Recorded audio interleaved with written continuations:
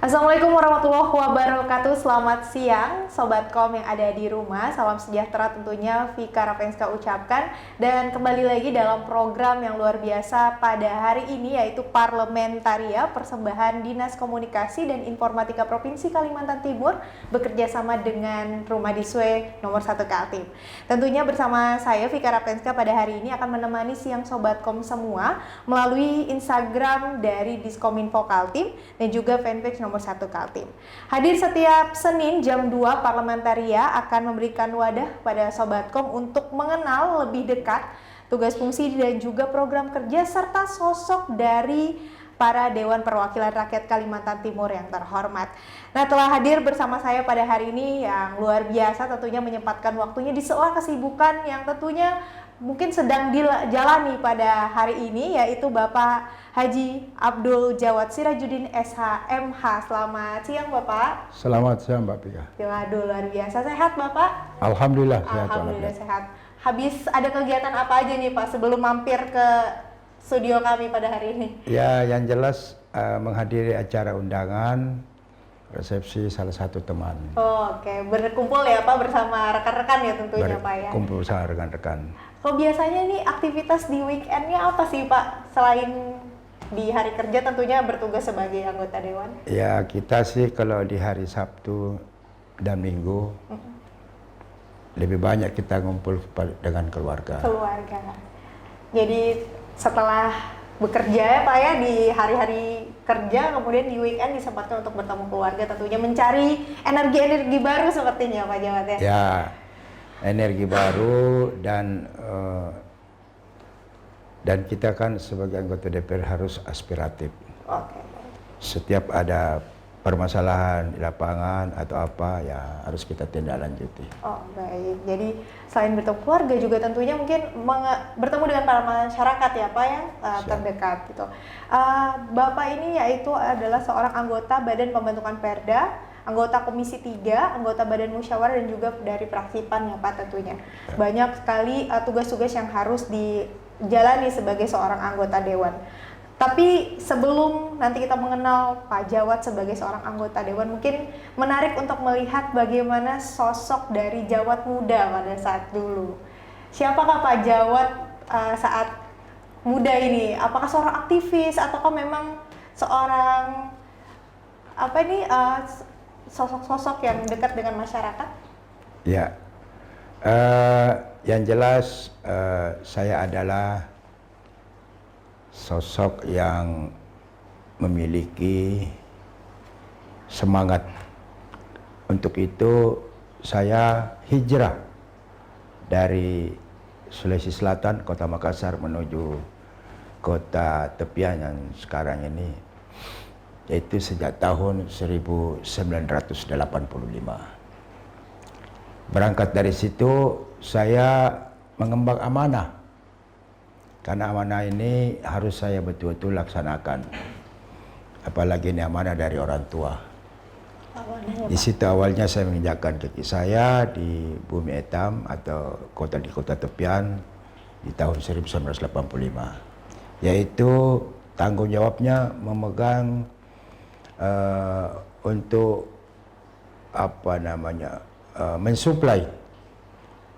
mensuplai berupa material bangunan yaitu semen tonasa. Jadi saya yang melaksanakan dengan brand PT Akad Bersama pada waktu itu untuk daerah atau wilayah Kalimantan. Nah, saya tahun 1985 banyak yang sudah saya lakukan. Salah satunya itu adalah kantor DPRD Provinsi sekarang ini. Wah, yang ditempati itu. Ditempati itu adalah 40-50% kontribusi kami untuk mensuplai semen tonasa. Itu. Berarti datang ke Bumi Etam ini sebagai seorang pengusaha Pak, berarti ya Pak? Ya, meneruskan usaha orang tua. Meneruskan amanah orang tua. Nah kemudian di perjalanan itu kemudian bagaimana ceritanya hingga seorang Pak Haji Jawad ini bisa menjadi seorang praksi di partai dan kemudian akhirnya menjadi seorang anggota dewan? Iya, Baik, saya terjun di partai atau di panggung politik sejak tahun 2003. Itu pun diajak oleh beberapa rekan-rekan kami, termasuk Pak Dr. Andes Syed Alwi AS yang mengajak kami. Beliau kalau tidak salah adalah salah satu tokoh pers di Kalimantan Timur. Dengan perahu pada waktu itu PDK. PDK itu singkatan dari Partai Demokrasi Kebangsaan. Dan saya langsung diamanahkan menjadi ketua PDK Kota Samarinda. Nah, alhamdulillah berkembang, berjalan demi waktu. Tapi saya masuk di sebagai calon legislatif di DPRD Provinsi tahun 2009. Ya, harus matang memang untuk menuju DPRD Provinsi ini, karena DPRD Provinsi ini yang saya tahu persis adalah daerah yang tingkat persaingannya sangat tinggi sekali. Orang biasa artikan dapil neraka. Ya, karena di sinilah rata-rata di Samarinda ini, kota Samarinda ini adalah politisi ulung. Salah satunya adalah Andi Harun, itu di dapil Samarinda, yang wali kota sekarang. Terus ada Dr. Rusma Yaakob, terus ada Pak Dahri Yasin, dan lain-lain. Jadi alhamdulillah pada periode 2009 saya mendapatkan suara pribadi lebih kurang 11.000 pada waktu itu, suara pribadi. Terus dan lain-lain, terpesi Pak Dahri almarhum, Pak Dr. Rusma Yaakob, terus Pak Dr. Haji Andi Harun yang sekarang jadi wali kota. Itu angkanya tidak terlalu signifikan. Kenapa saya di angka 11.000? Karena memang semangat yang begitu luar biasa dan dukungan serta para konstituen cukup konsisten dalam rangka mendudukkan saya. Semangat apa Pak yang kemudian dibawa pada saat itu? Apakah ada kegelisahan tersendiri oleh Pak Jawad hingga akhirnya menjadikan batu untuk saya mau loncat nih ingin menjadi seorang anggota dewan? Adakah keresahan itu yang muncul sehingga saya ingin merubah sesuatu gitu? Ya. Jadi begini, Mbak Pika. Ya memang untuk di DPRD Provinsi ini jujur saja ada sedikit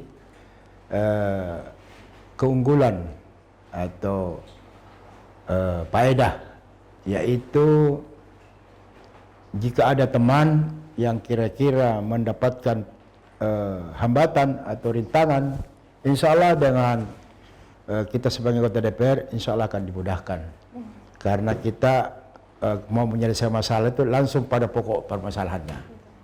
Ya, jadi seperti itu satu keunggulan atau manfaat sebagai anggota DPRD. Dan kita sebagai anggota DPRD harus membuka diri. Ya, tidak boleh menutup diri, harus membuka diri, karena yang kita hadapi ini adalah warga kota Samarinda. Misalnya saya dapil Samarinda, ya warga kota Samarinda, dan pada umumnya warga Provinsi Kaltim. Jadi melihat banyak mungkin keinginan untuk memberikan yang terbaik ya Pak ya kepada warga-warga Samarinda pada saat itu. Iya. Kemudian menjalani awal mula menjadi seorang anggota dewan. Pada saat itu langsung di Komisi 3. Saya langsung alhamdulillah di Komisi 3 pada waktu itu, dan kebetulan di Badan Anggaran 5 tahun. 5 tahun. Ya, 1 periode pada waktu itu. Baik. Bagaimana kemudian awal-awal nih Pak menjalani tugas sebagai seorang anggota dewan? Adakah sedikit kaget gitu, atau sebenarnya menjadi pacuan yang luar biasa untuk Pak Jawad semakin memberikan kontribusi yang luar biasa untuk masyarakat Samarinda? Ya, memang kita sebagai anggota DPRD ini bisa berjanji karena ada istilahnya pokir, ada ASP yang kita terima dari DPRD Kaltim. Nah itu bagian dari modal kita untuk bagaimana warga ini kalau ada permohonan atau permintaan bisa kita realisasikan. Contoh misalnya yang simpel-simpel jalan atau gang yang rusak mau disemenisasi, parit atau drainase yang rusak mau diperbaiki. Ini adalah satu kemudahan ya untuk merealisasikan. Pada saat itu bagaimana Pak cara Bapak, kan banyak ya, masing-masing anggota Dewan punya cara tersendiri untuk melakukan pendekatan kepada masyarakat. Seorang Pak Haji Djawad seperti apa? Saya tidak putus-putusnya silaturahmi itu atau komunikasi bahasa politiknya berjalan. Itu yang terpelihara alhamdulillah sampai saat ini. Jadi melaksanakan kunjungan-kunjungan ke masyarakat. Ya, kunjungan-kunjungan ke dapil saya. Terkhusus kepada para agen-agen atau perwakilan-perwakilan saya yang ada di kecamatan itu. Oke. Pada mungkin modal Pak Djawad untuk terjun ke masyarakat adalah kepercayaan diri dan juga dukungan yang diberikan oleh keluarga. Apakah keluarga Pak Djawad juga lahir dari orang-orang yang politisi? Tidak, tidak ada sama sekali. Dia lahir dari murni tulen untuk dunia bisnis, usaha. Ya. Jadi Bapak adalah salah satu-satunya politisi dari keluarga seperti itu ya Pak, yang saat ini di Samarinda pada akhirnya. Banyak kan masih keluarga di Makassar Pak? Ya alhamdulillah masih banyak. Banyak ya. Cuma kedua orang tua sudah berpulang ke rahmatullah. Oke, baik, luar biasa. Ini adalah sebuah semangat yang luar biasa dibawa oleh seorang Djawad muda dari Sulawesi Selatan, hadir di Kalimantan Timur tentunya untuk memberikan banyak kontribusi kepada masyarakat Kalimantan Timur yang pada saat ini ada di Komisi 3 DPRD RI. Saat ini apa saja Pak program-program yang sedang dijalankan? Ya kalau kita di DPRD Provinsi Kalimantan Timur itu ada namanya TATIP. Tata Tertib DPRD tahun 2020 itu disahkan. Sandarannya ke sana karena itu pasal 37 ada 2 dengan pasal 38. Dasarnya di situ ya, diantaranya kalau pasal 37 itu memastikan pelaksanaan kewajiban daerah sesuai dengan ketentuan dan peraturan perundang-undangan. Terus yang pasal 38 itu mengacu kepada pembagian tugas-tugas komisi. Nah, untuk Komisi 3 sendiri ada istilah rencana kerja Komisi 3. Ada 3 yaitu fungsi kedewanan, yaitu pertama fungsi legislasi, yang kedua fungsi budgeting, dan yang terakhir fungsi pengawasan. Nah, untuk fungsi yang kita lakukan fungsi legislasi yaitu adanya perubahan RT RW Kalimantan Timur tahun 2022 sampai dengan tahun 2042 itu sudah kita serahkan dokumennya itu atau rancangan itu ke Kementerian ATR BPN. Sementara proses ini sudah berjalan dan analisanya sepertinya sudah selesai dan kita sudah mensahkan RTW RW 2022 sampai 2042. Nah, di sini RT RW ini jujur saja meliputi RT RW IKN. Jadi untuk Kalimantan Timur meliputi RT RW-nya IKN. Cuma RT RW IKN kita tidak membahas di pansus ini karena itu masuk dalam ranah adalah pemerintah pusat. dalam hal ini yang dikelola oleh ya artinya dikelola oleh pemerintah pusat. Jadi kita tidak masuk di ranah itu sehingga tidak ikut membahas di dalam khusus untuk internal RT RW IKN. Walaupun memang cukup ini Pak ya, cukup krusial juga karena beberapa daerah dari Kalimantan Timur sendiri terimbas dari penempatan lahan untuk ke IKN Pak ya. Mungkin kemarin beberapa banyak sekali simpang siur bahwa para masyarakat nih mempertanyakan tentang bagaimana daerah-daerah mereka. Cuman yang pasti mudah-mudahan setelah peraturan ini sudah dibuat, ini akan lebih memudahkan tentang bagaimana kemudian masyarakat Kalimantan Timur akan bisa mencari posisi dalam kedaerahan di Kalimantan Timur. Nah, menarik sekali untuk mengenal lagi sosok dari Pak Haji Djawad tentunya ya, Sobatkom semua. Masih ada segmen kedua tentunya, di mana kita akan mengenal bagaimana kemudian langkah ke depan dari Pak Haji Djawad dalam menjalani karir politiknya. Masih di Parlementaria.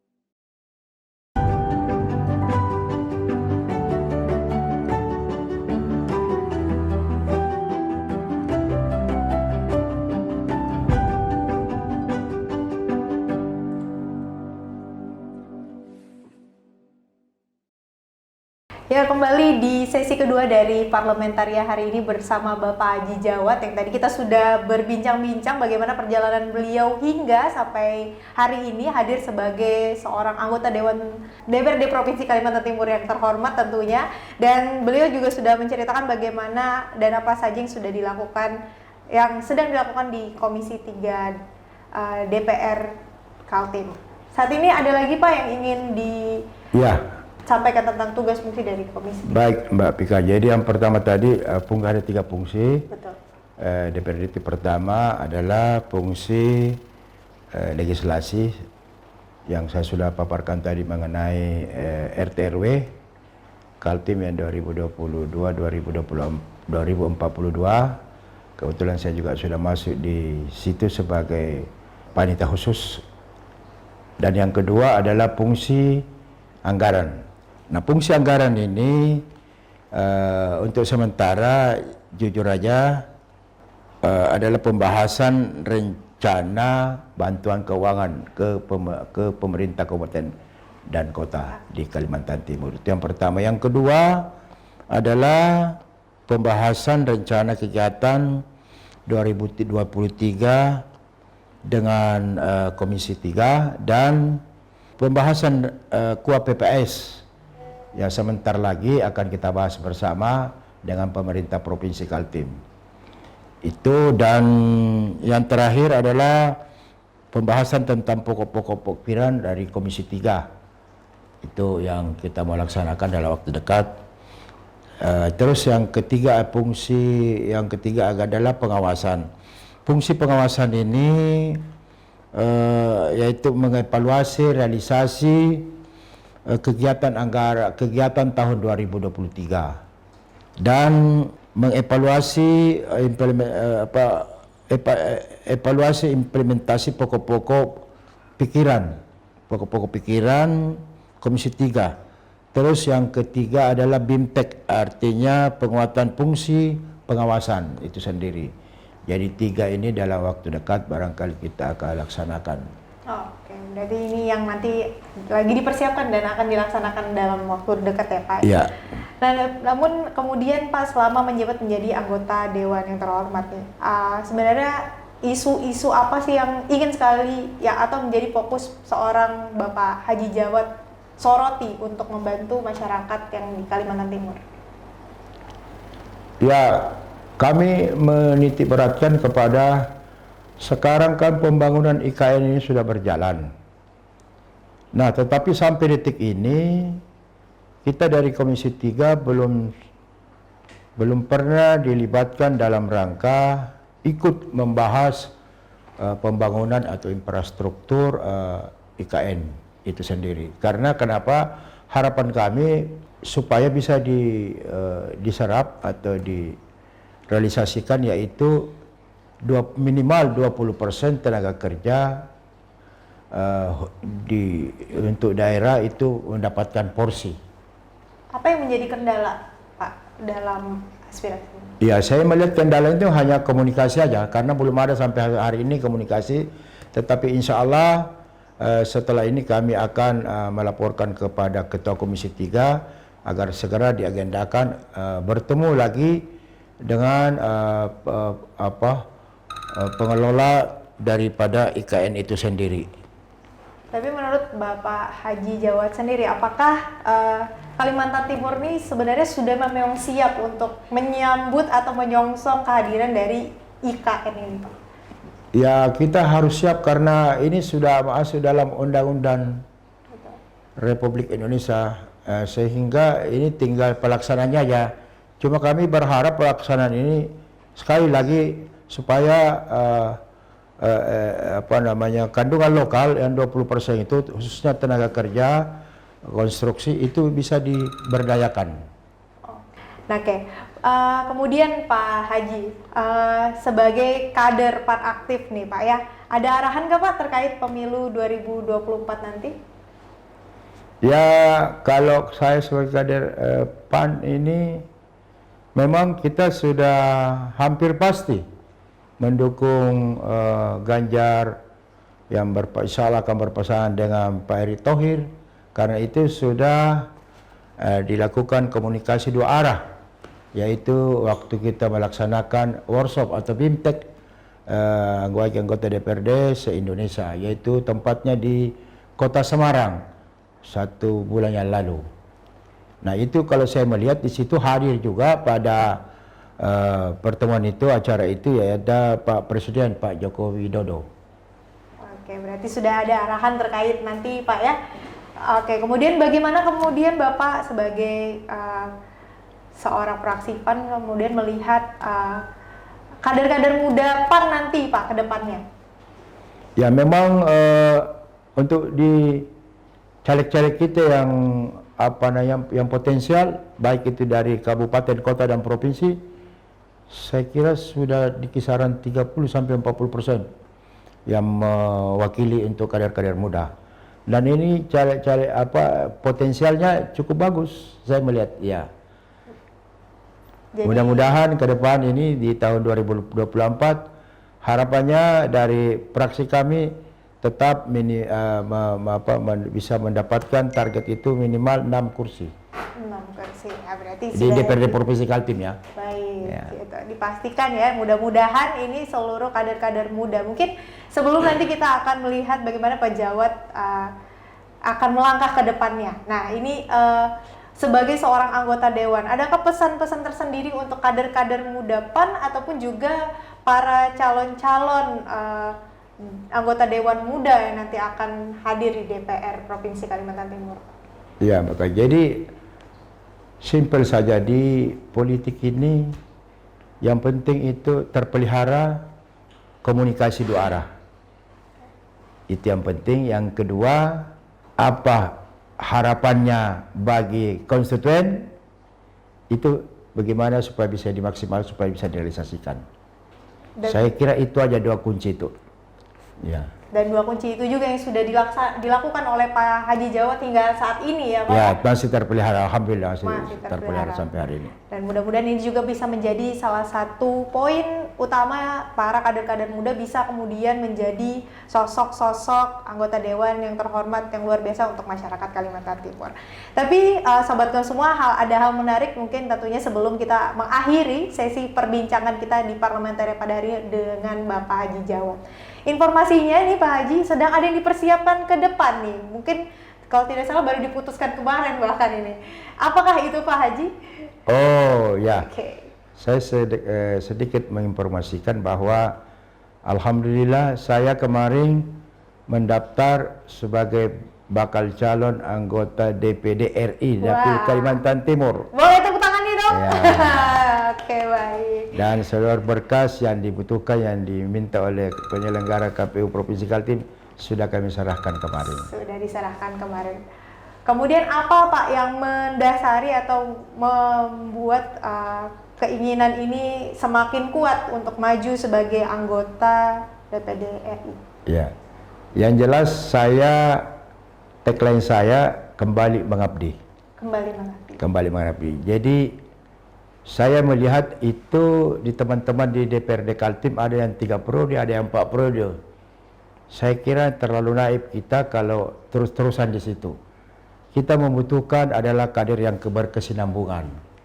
Ya, kalau saya sih kalau misalnya baru yang jelas saya 2 periode ini sesungguhnya 3 periode, tetapi yang 1 periode saya tidak laksanakan karena kebijakan partai.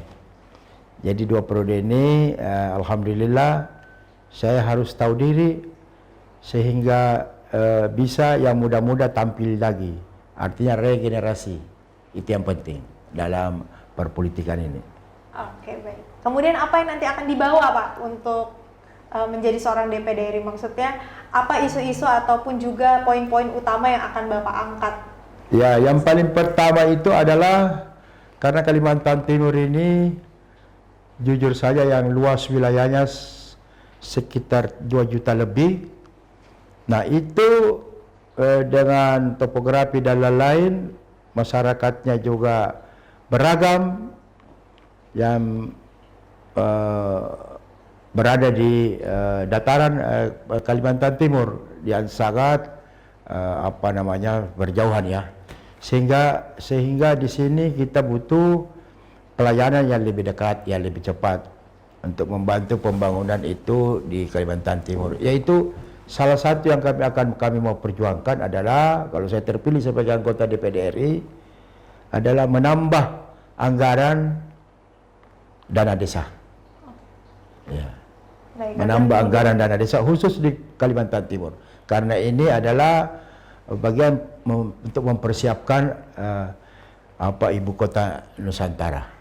Mempersiapkan masyarakat kita Pak ya untuk siap menjadi penopang dari IKN itu sendiri. IKN itu sendiri luar biasa sekali. Tentunya harapan kita bersama juga para anggota-anggota Dewan ini juga akan menjadi wakil-wakil dari masyarakat Kalimantan Timur, membawa aspirasi-aspirasi masyarakat Kalimantan Timur ya Sobat Kom semua, dan tentunya semoga apa yang sedang dipersiapkan Bapak ini mendapat kelancaran dan kesuksesan. Amin ya rabbal alamin. Jadi mungkin terakhir Pak boleh diberikan mungkin informasi ataupun pesan kepada seluruh masyarakat Kalimantan Timur untuk mendukung Pak Haji di pemilihan nanti?